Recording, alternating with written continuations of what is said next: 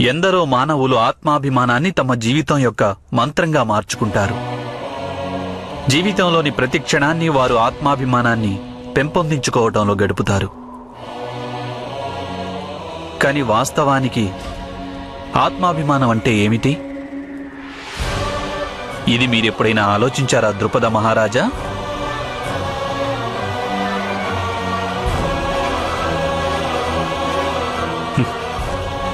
లేదు.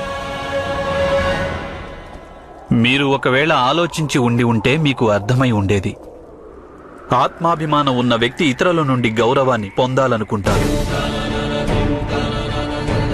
అందరి నోట అతడు తన గొప్పతనం గురించిన ప్రశంసలు వినాలనుకుంటాడు. తన శక్తి గురించిన మెప్పులు వినాలని వాంఛిస్తాడు.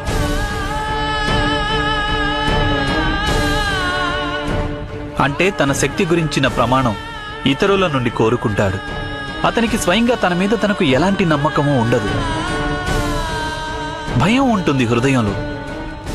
తను దుర్బలుడనని, తనలో వాస్తవానికి ఎలాంటి శక్తి లేదని. అంటే ఎవరి మనసులో భయం ఉంటుందో వారి హృదయంలోనే ఆత్మాభిమానం ఉంటుంది.